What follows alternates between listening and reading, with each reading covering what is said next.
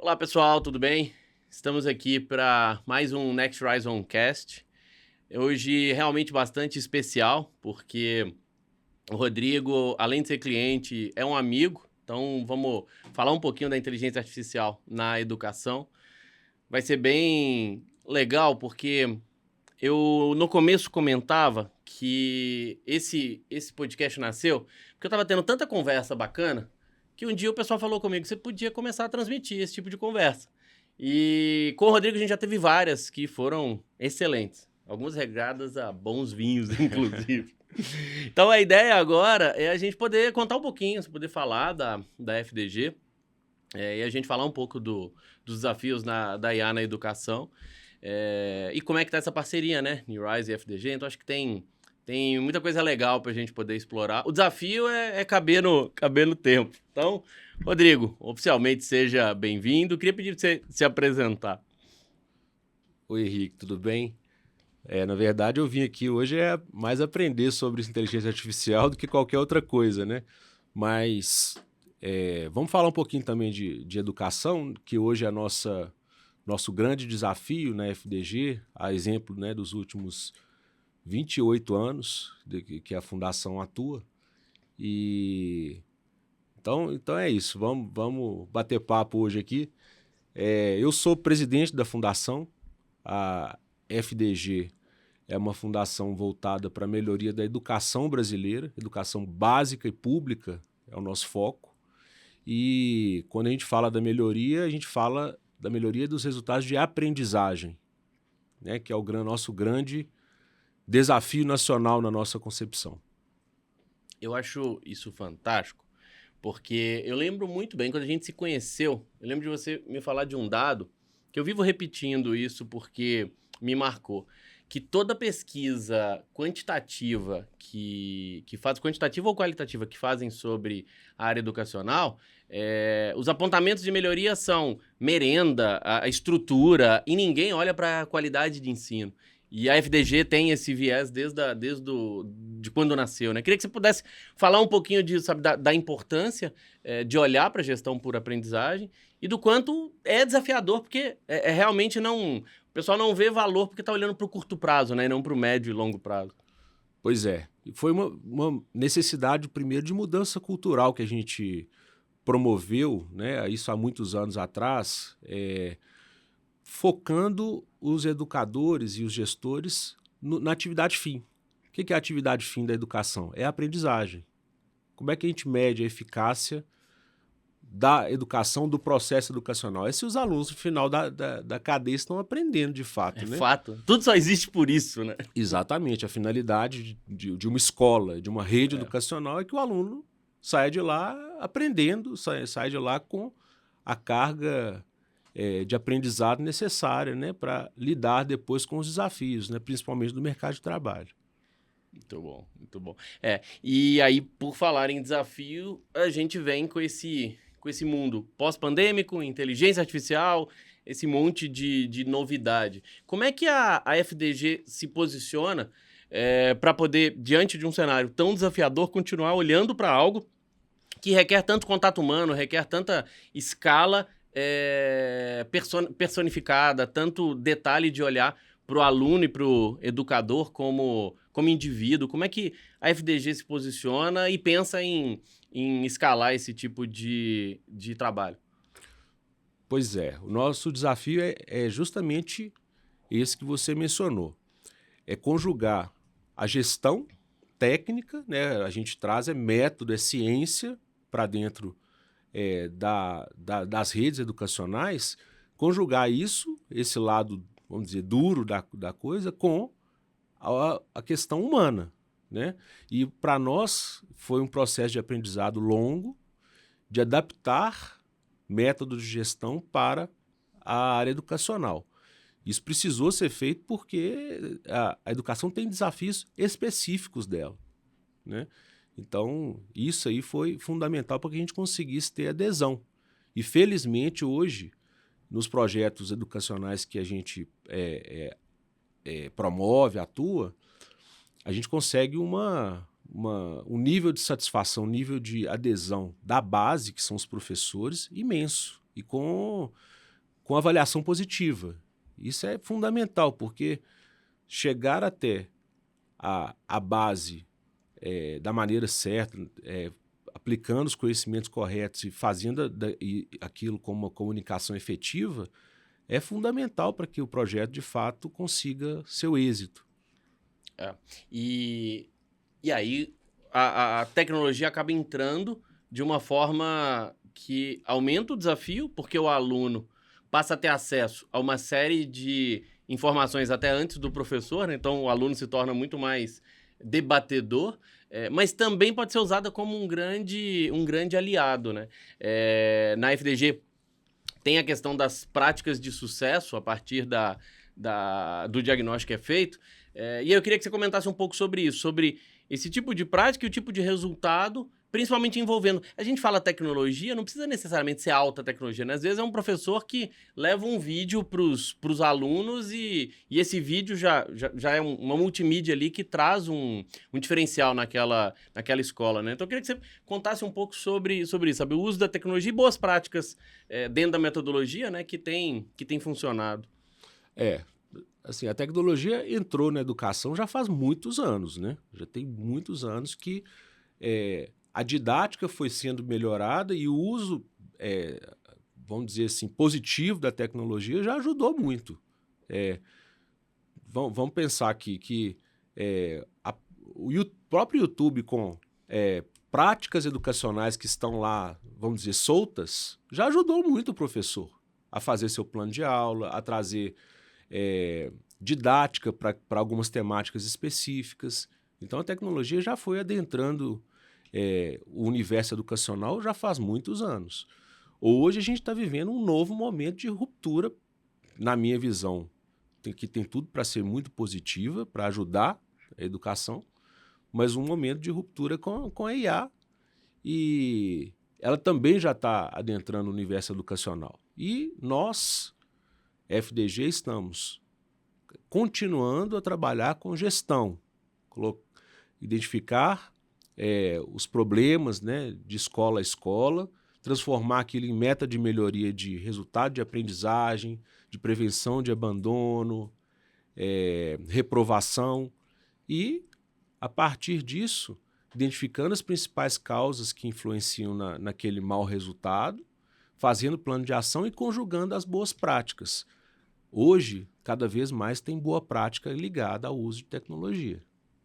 É fascinante, fascinante. E aí a gente consegue, inclusive, ensinar isso para outros a partir da própria tecnologia, né? Que é o ponto onde a gente se conheceu, né? Eu lembro que foi o primeiro projeto foi um projeto de EAD, porque a FDG tem uma metodologia tão própria que precisava ser ensinado de uma forma numa própria plataforma da FDG, né? Queria que você comentasse um pouco desse caso, nosso primeiro projeto junto, FDG e New Horizon, que foi uma forma da gente usar a tecnologia para expandir o que a FDG já fazia de bom ao longo desses 28 anos, né?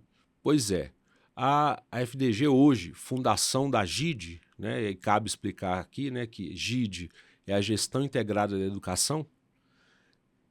A GID é um sistema de gestão que tem um método, né, por trás de geração de resultados de aprendizagem. Quantos livros sobre o tema? Eu lembro que você me falou uma vez. São 16 livros sobre o tema, né, todos da professora Maria Helena, que é uma referência, é uma pedagoga que teve a felicidade de conseguir conjugar métodos de gestão para resultados de aprendizagem com o próprio fazer técnico da pedagogia, né? Ela teve a sacada, quando viu aquilo sendo aplicado em outras áreas, de falar, olha, a educação precisa disso e muito, quando não se falava disso. Em absoluto, as universidades, as faculdades de pedagogia estavam falando apenas de sistemas, de métodos pedagógicos, não métodos de gestão educacional em si. Hoje já está bem mais disseminado esse conceito, e em parte pelo próprio trabalho da professora Maria Helena, da própria FDG, né? E, enfim, a GID, ela tem esse método que, na época, precisava ser disseminado. Tudo que eu pretendia, quando assumiu o cargo de presidente, era que a gente conseguisse capilarizar mais, ter mais penetração entre as redes, né? Embora a gente já tenha alcançado o número de 10 mil escolas atendidas ao longo desses mais de 25 anos, mas a gente queria mais. Então, como é que a gente pretendia fazer isso? Usando tecnologia. Então, duas grandes vertentes tecnológicas se abriram. Primeiro, a formação de um curso, de uma pós-graduação EAD para educadores, formando esses educadores em gestão educacional, gestão para resultados de aprendizagem. Essa foi a primeira vertente tecnológica que se abriu. A segunda foi uma plataforma de suporte aos projetos de gestão, uma plataforma que sistematizasse o conhecimento, o método, fazendo com que o educador também se tornasse ali protagonista do projeto, também usuário desse método, e começasse a praticar o método intuitivamente por meio da plataforma.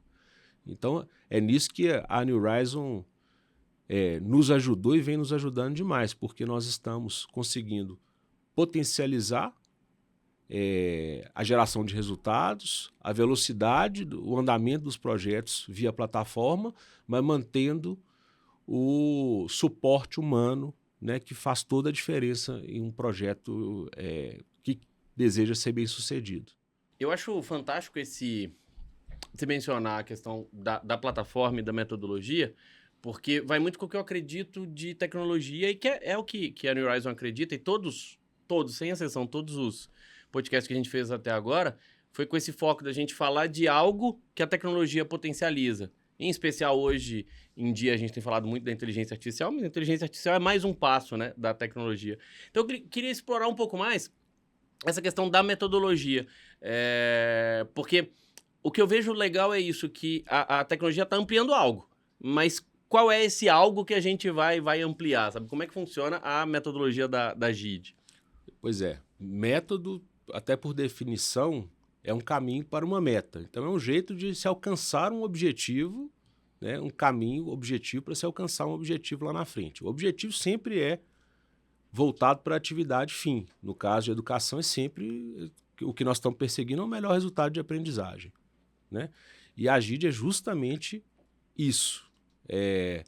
A gente tem um sistema estruturado, um método estruturado para que a gente consiga gerar melhores resultados de aprendizagem. Esse caminho é muito simples, é um caminho de identificação de um problema, no caso é um resultado indesejável de aprendizagem. A partir disso a gente identifica as causas prioritárias por escola em conjunto com os diretores, os gestores das próprias escolas. Passo seguinte, a gente traz as ações prioritárias para que esse resultado se altere para melhor, né? Acompanhamos a execução das ações. Passo seguinte, a gente consegue comparar resultado e também catalogar as ações bem-sucedidas. Se não deu certo, vamos fazer de novo o mesmo caminho, né, de identificação do problema, ações corretivas de identificação de problema, e vamos fazer de novo o método girar. Então, em suma, o nosso método que a gente está falando tanto, que é a GID, ele traz essa possibilidade de melhoria dos resultados a partir de um caminho já trilhado, não empiricamente ou como experiência, tentativa e erro. E isso é fascinante para a tecnologia, porque é a bola levantada para a tecnologia cortar, né? Porque a tecnologia ela vai ampliar. E aí entra o ponto da parceria, que acho que está funcionando muito bem por conta da metodologia. Eu sempre comento que os projetos de tecnologia, na maioria esmagadora das vezes, falham por falha em processo. E como a gente pega uma fundação com tanto processo já estabelecido, aplicar a tecnologia foi muito legal, né? Hoje, o time da FDG já está usando para 1.000 escolas. Então, assim, isso a gente está falando de meses da plataforma.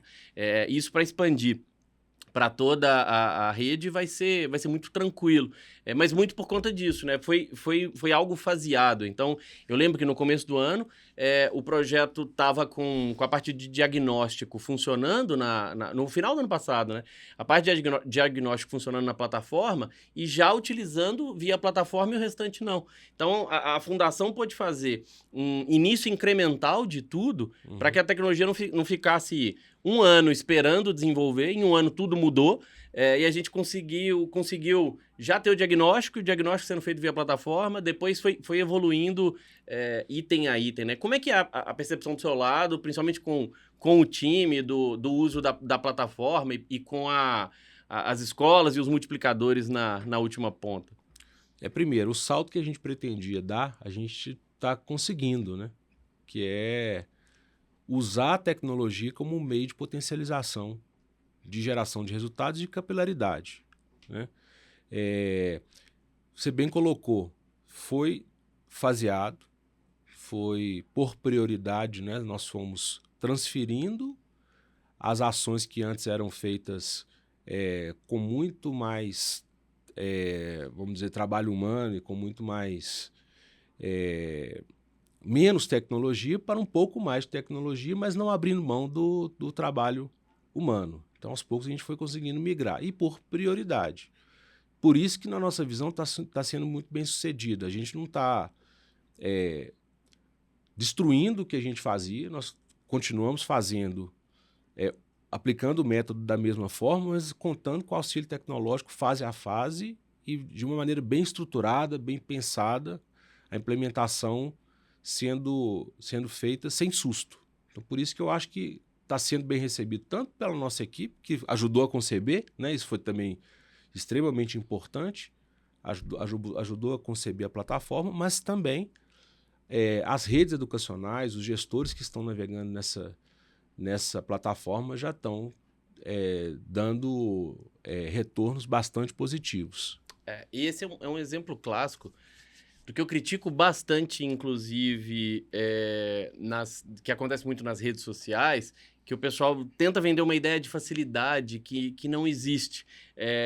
Não que seja extremamente difícil, a gente está falando de um ano aqui, mas que o trabalho tem que ser faseado, tem que ser passo a passo, tem que seguir um processo e, principalmente, tem que estar todo mundo junto. Porque desenvolver uma plataforma para a GID, sem a participação da GID, seria algo meio sem sentido, né? E por outro lado, isso agora com a inteligência artificial, nas redes sociais tem muita gente prometendo esse tipo de mágica. Não, porque em 20 dias você tem alguma coisa. Tem, mas que não vai ter nada a ver com o contexto daquele cliente, daquela organização que precisa usar. Então, o exemplo recente que a gente desenvolveu, uma busca lá dentro da plataforma para você poder buscar práticas que deram certo e práticas que deram errado, conforme determinadas redes, o pessoal ficou 5 meses e meio só organizando os dados para a IA usar. E depois foi 15 dias desenvolvendo a IA. A IA é realmente fácil, mas organizar tudo leva um tempo, né? A gente agora está começando a ter aplicações de inteligência artificial na plataforma, depois de um ano de desenvolvimento, de estruturação, de entendimento de todo o método. Você não aprende 30 anos de história em uma reunião de 2 horas, né? Então, esse passo a passo eu acho que é muito importante e é legal fazer esse alerta para todo mundo que está envolvido em projeto de tecnologia especial inteligência artificial, que continua sendo um projeto de processo, que envolve pessoas, que envolve diagnóstico. Então, esse passo a passo eu acho que é relevante, né? E conversa com a forma que a FDG acaba atuando também na outra ponta, né? Como é que tem sido para você essa visão do outro lado das escolas, pensando nos desafios de hoje, que a gente tem tecnologia, acesso à informação, mas ainda tem a precariedade do Brasil, o desafio infraestrutura e por aí vai, né? Como é que está sendo esse equilíbrio com a atuação da FDG na última ponta? Pois é, a gente ainda tem algumas barreiras, né, de questão tecnológica no Brasil. O acesso à digitalização ainda é uma questão relevante no país e nas redes educacionais públicas como um todo. Mas isso está melhorando e a gente está vendo cada vez mais o número de escolas digitalizadas. E isso abre caminho para que a gente consiga atuar com a ajuda da tecnologia, né? O que era impossível há alguns anos. A IA, como você citou aí, ela vem agora como um novo potencializador, uma nova etapa, né, na transformação tecnológica que a gente vem vivendo aí ao longo de muitas décadas. Agora, tudo com parcimônia, a gente não pode jogar fora tudo que a gente estava fazendo, que vinha e vem dando certo, para colocar nas mãos da IA e esperar que aquilo saia perfeito no primeiro momento. Não é assim. Curiosamente, né, todo mundo faz pesquisa diariamente no Google, ainda, né? E a gente vê lá, primeiro, hoje, o que é que vem no Google em resposta a alguma pergunta, a alguma busca? Uma interpretação de IA. Mas lá no finalzinho, em letras pequenas, o que eles colocam? A IA pode estar errada. A gente, fundação, nós atuando aí há décadas em educação, em escala, lidando com milhares de professores, milhões de alunos, a gente não pode se dar esse luxo de falar, olha, a informação que nós estamos trazendo aqui, gerada por IA, pode estar errada. Não pode, isso pode derrubar um projeto, né? Trazer uma ação equivocada, uma boa prática equivocada. Então, por isso é que a gente tem que, cada vez mais, atuar sim com a inteligência artificial, está chegando, vai ser uma potencializadora de resultados, mas de maneira regrada, parcimoniosa, testar o que tem que testar antes de aplicar, né? E a partir do momento que a gente tem a segurança de chegar na aplicação, ok, vamos fazer, e aí a gente tem muito mais segurança de que o resultado vai acontecer, e o resultado aqui eu estou dizendo é a melhoria de aprendizagem, mas com satisfação do professor, né, e do educador, que são os protagonistas da transformação da educação. Você trouxe um ponto que é extremamente importante, que eu vivo repetindo que a IA é um multiplicador, e de fato é. E por ela ser um multiplicador, ela dá para as pessoas a sensação de superpoderes. Tenho certeza que todo mundo já se sentiu meio superpoderoso com a IA, né? Nossa, eu agora... Um exemplo que eu citei há algum tempo atrás, eu agora consigo desenhar. Eu sempre fui uma pessoa que o meu traço para desenho é pior do que de uma criança de 5 anos de idade. Era impossível. Com a IA eu consigo. Quero passar uma ideia para alguém, eu vou lá e aparece. Então isso é excelente se a gente pensar no educador, poder aumentar o poder dele, como ampliar aquela capacidade dele que ele tem de entregar aprendizagem. Por outro lado, se isso não for orientado a dado, como a FDG trabalha, sempre ali pautado no índice do IDEB, no PISA, enfim, em todos os dados de evasão, em todos os dados relacionados à área educacional, tem um grande problema, que é o que a gente chama de alucinação, de fazer algo que não faz muito sentido e só replicar aquilo. Então, como é que você vê o desafio do educador hoje de desenvolver esse pensamento crítico nos alunos e também os educadores e a FDG como um todo, né, ter que fazer esse desenvolvimento do pensamento crítico para que entendam que, assim, é uma ferramenta excelente, mas que ela nunca vai ser 100%. Então, ela vai sempre ter a possibilidade de cometer erro. Então, como mitigar como o fator humano pode mitigar esse problema, que é um problema de concepção tecnológica, que todo projeto de IA, eu vivo dizendo isso para o pessoal, né? Muita gente fala da IA autônoma, não sei se está tão perto assim dela acontecer. Mas uma IA com um ser humano dando um ok, um não ok e utilizando como um copiloto ou uma co-inteligência é fenomenal. Tenho certeza que todo mundo faz uso para alguma coisa no dia a dia e funciona bem. Como é que você vê esse desafio na área educacional e da FDG para poder desenvolver esse pensamento crítico do outro lado? Pois é. A primeira coisa que a gente sempre teve em mente é que o professor ele é o protagonista do processo educacional, do processo de ensino, né? Ensino-aprendizagem. E ele é praticamente um herói nisso aí, né? Porque a vida do professor ela é extremamente atribulada. Você tem plano de aula, execução da aula, avaliação. Às vezes 3 turnos. 3 turnos, correção de rota. Então, tudo que a gente precisa fazer, a gente tem que levar em consideração isso, que é uma vida de uma doação, né, extrema para a causa educacional.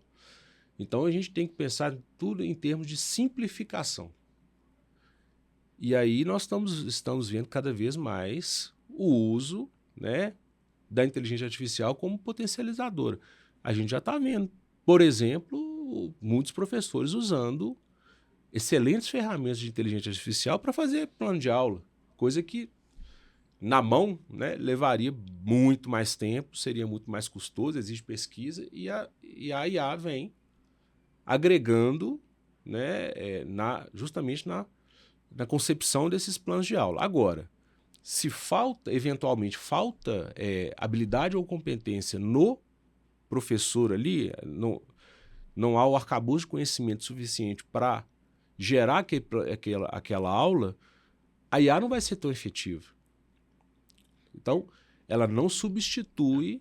É um número, né? Se o professor está entregando 1 para a IA, ela vai levar 10. Agora, se o professor entregar 10, vai levar 100. Exatamente. Então, não substitui a formação necessária daquele professor naquele tema específico. A IA não vai substituir isso. Ela vai potencializar o que o professor já sabe, o que o professor já aporta no próprio sistema, né? Aí fica vamos dizer, uma parceria, né, entre o fator humano e a inteligência artificial, vira uma parceria que tem sucesso. Isso é extremamente importante. Recentemente saiu uma reportagem falando sobre riscos de substituição de profissões por conta da IA e deu um certo barulho. Isso sempre me incomoda um pouco porque, na prática, primeiro que a tecnologia não substitui dessa forma, substitui alguns postos de trabalho, mas as pessoas vão sempre ser realocadas para tarefas que elas podem fazer mais e melhor, sabe? Então, a gente já teve assessorista em elevador, então, assim, você consegue levar essa pessoa para um nível melhor e a educação é que vai fazer isso. Então, a pessoa estuda algo novo, ela treina, aí você pode hoje fazer via EAD, então eu gosto de olhar para um mundo com possibilidades da humanidade evoluir como um todo a partir dessas novas tecnologias que estão vindo, né? Como é que a GID vê isso no dia a dia com os educadores? A gente sempre levou em consideração, e é uma reflexão nossa, de que a tecnologia veio sempre substituindo funções no mercado de trabalho e mudando o perfil das funções. Você citou um exemplo, que é o ascensorista, mas tem o datilógrafo, tem o operador de telex, tem um monte de coisas que já não existem mais, mas não quer dizer também que os profissionais, as pessoas que estavam ali ocupando essas funções, elas morreram de fome. Não. Elas mudaram de atribuições, aprenderam outras coisas, né, e conseguem, né, se reposicionar. Agora, um ponto é importante. Sem os conhecimentos básicos, tudo fica muito mais difícil. Eu comento sempre que, pelo menos a matemática e o bom domínio da língua, né, da língua nacional, no caso no nosso português, sem esses conhecimentos básicos, fica muito difícil da pessoa progredir no mercado de trabalho, com funções melhores, e é nisso que a gente trabalha. A gente sempre dialoga a respeito disso. Recentemente eu conversei com uma pessoa, um empresário, né, comandando uma organização do terceiro setor, ele falando isso. Ele disse para nós, olha, eu acredito muito na educação empreendedora. Aí olha, legal, a gente também acredita muito, mas ensinar educação empreendedora para o jovem de 15, 16 anos que tem lacunas de conhecimento em matemática e português não vou dizer impossível, mas é muito difícil. É muito difícil que você consiga fixar educação empreendedora sem que o jovem tenha tido esses conhecimentos básicos aplicados no tempo certo.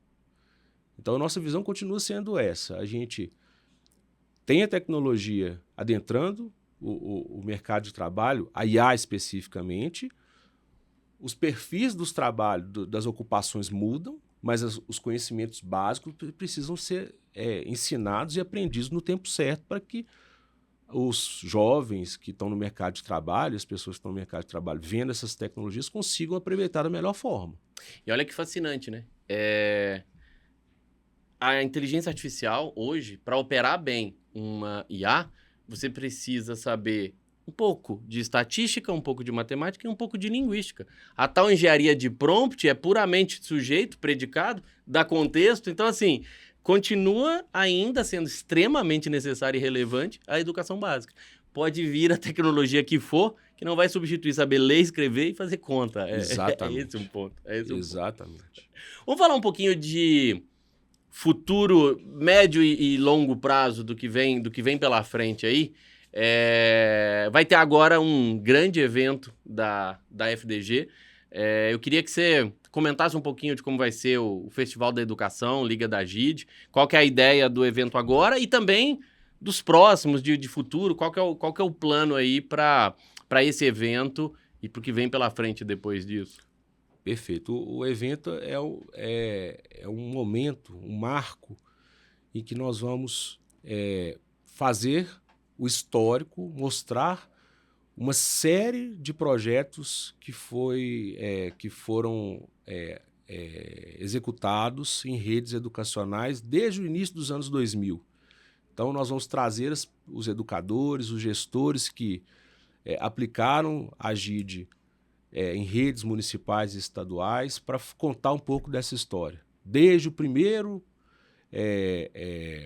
do primeiro projeto em rede, que foi no Ceará, lá nos anos 2000, passando pelo Rio de Janeiro, outros municípios, até chegar no momento atual, né, em que a gente vem atuando muito fortemente com redes estaduais e municipais, continuando a aplicar a GID. Então é um momento de mobilização, de contar um pouco da história, mas também sensibilizar gestores de redes municipais e estaduais de hoje a aplicarem métodos de gestão para aprendizagem. Por quê?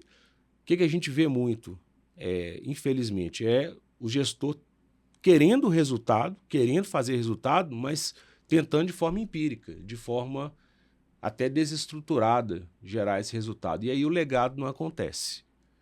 Então, o evento é um evento de 3 dias, é um evento da nossa comunidade. É importante a gente contextualizar.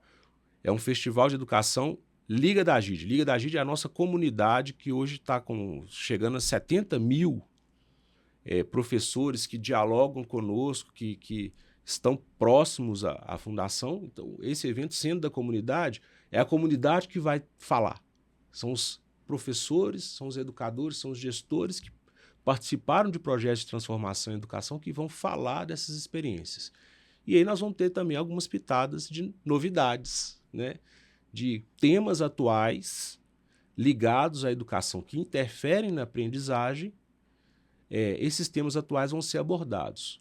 Um muito forte é a questão do socioemocional, que está sendo muito abordado, é um dos temas da vez em educação, e faz todo sentido isso.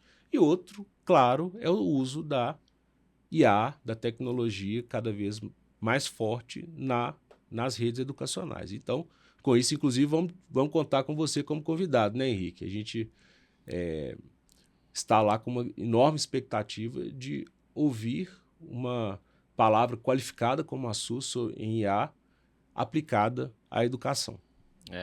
Vai ser divertido porque a ideia é tirar um pouquinho dos mitos, falar do que é bom, mas também do que é ruim. Porque, como tudo, né, toda novidade traz seu lado positivo e seu lado negativo. E a gente conhecer os dois, conhecer as limitações, conhecer os problemas, conhecer onde não usar, é o que vai poder permitir, porque é o que vai poder permitir um bom uso.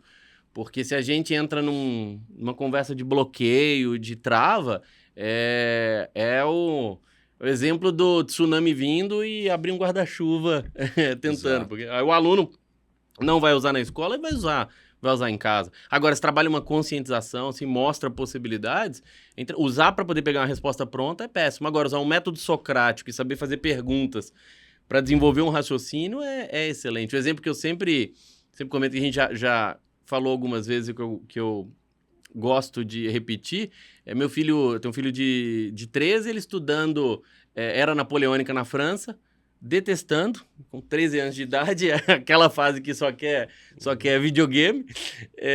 E aí eu fiz lá no GPT para ele poder conversar com o próprio Napoleão, e ele adorou, e ele ficou xingando o Napoleão respondendo para ele que ele era um jovem insolente por tá xingando. Então, assim, isso torna na cabeça do aluno aquela possibilidade de, olha, dá para ver diferente. Então, de poder levar isso para os professores vai ser excelente, né? E trazer também o ponto de risco que a gente tem, vieses éticos, por isso que é tão importante desenvolver pensamento crítico. E aí, falando da FDG, como é que são os planos também de futuro, do que tem para os próximos anos aí, com todo esses desafios, mas essa preparação para aguentar, suportar esse crescimento e poder levar essa missão para mais escolas, né? Pois é. O que você falou aí de colocar o seu filho para dialogar com o Napoleão faz total sentido, porque ao longo do período que a gente atuou, das últimas décadas, o que a gente viu que faz total diferença e é uma das 3 causas mais impactantes na geração de resultados de aprendizagem é a didática. O que você está falando é um exemplo claro aí de didática, né? Uma coisa é você hoje recorrer a um livro ou a enciclopédia, o que a gente fazia muito uso na nossa geração, né? Era a Barça. É Barça. Eu tinha a Delta, eu ficava lá. Minha tia tinha a Barça e meu pai tinha a Delta. Então, quando não achava na Delta, pegava na Barça, eu lembro. Pois é, eu particularmente adorava ir lá, verbete por verbete, ver lá. Eu era muito curioso, sou muito curioso até hoje. Agora, o que a gente recorria a um livro, e folheava e pesquisava e tal, hoje seu filho pode conversar com o Napoleão. Veja a diferença de recurso que a gente tem hoje para aprender. Isso é excelente. Como é que dá para negar isso ou ir contra isso, né? Agora, a orientação da melhor forma faz total diferença e nós, como fundação, estamos tratando de aproveitar o momento para melhorar e compartilhar as boas práticas didática, inclusive. É o que nós estamos dizendo. Então, vamos trocar experiência. O professor tal na escola X do interior conseguiu ensinar sobre o Napoleão de uma maneira diferente que conseguiu fixar mais aprendizagem. Isso eu acho fantástico na metodologia, né? Porque você pega uma escola, sei lá, no Ceará, mas numa cidade com tantos mil habitantes que você vai achar isso aqui em Minas num cenário parecido e você olha o que deu certo lá e correlaciona. Isso é fantástico, né? E a gente dissemina. Isso é o aprendizado em rede. Só que, detalhe, até bem pouco tempo atrás, era somente o seminário de boas práticas, que ocorria a cada 2 meses, 3 meses, 4 meses, 6 meses, dependendo da rede. Reunia-se os professores em um ambiente único e a gente cuidava de colocar o professor ali no palco para fazer a disseminação das boas práticas. Hoje, com a tecnologia, a gente pode acelerar e muito, e está já acelerando essa disseminação de boas práticas. O professor acessa ali, no ambiente virtual, a boa prática, o que deu certo, como fazer, resultado alcançado. Isso acelera muito o processo, facilita a vida do professor, que é o que eu tinha dito, a gente tem que simplificar a vida do professor que está na ponta. E o mais importante, isso é aprendizado em rede. Totalmente data-driven, né? Totalmente orientado a dados. Isso orientado a resultados, mas o aprendizado em rede gerou uma boa prática aqui em Minas, ela pode ser usada amanhã em Manaus por um outro professor que está com o mesmo desafio. Porque, convenhamos, os desafios em aprendizagem são muito parecidos.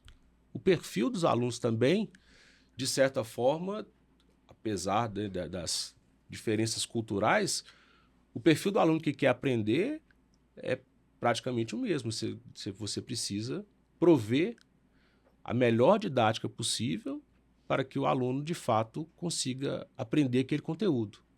O conteúdo que é comum, né? Praticamente é todo comum. Muito bom. E como é que você vê o futuro da fundação? Quais que são os planos aí para os anos seguintes, dentro de todas essas novidades que estão vindo agora? Bom, o nosso propósito continua o mesmo, que é a transformação do país através da educação básica de qualidade. Por que a gente escolheu a educação básica para ser o objeto da fundação? É porque, na nossa concepção, é o grande desafio de país. O nosso país, o Brasil, tem na educação o principal, o calcanhar de Aquiles, que até hoje a gente não conseguiu vencer, né? Nós não conseguimos fazer valer ainda o Pacto Nacional pela Educação. Então, a Fundação ela vem atuando ao longo dos últimos mais de 25 anos nisso e vai continuar fazendo o mesmo para ajudar o país a vencer esse desafio. É importante a gente mencionar, né? Nós viemos de uma escola de gestão, né, japonesa. Já, né, desde os anos 80, a gente vem estudando e trazendo ciência, conhecimento em gestão metodológica e principalmente de origem japonesa. Outros países também beberam dessa fonte e conseguiram aplicar na educação com sucesso, em escala. Nós a conseguimos aplicar, conseguimos gerar muitos resultados de aprendizagem em estados e municípios, mas ainda persiste o desafio de país. Né? E outros países fizeram, exemplo, Coreia do Sul, a partir da década de 80, conseguiu fazer essa revolução educacional e está em outro estágio. Nós ainda persistimos com o desafio, mas estamos dispostos a vencê-lo.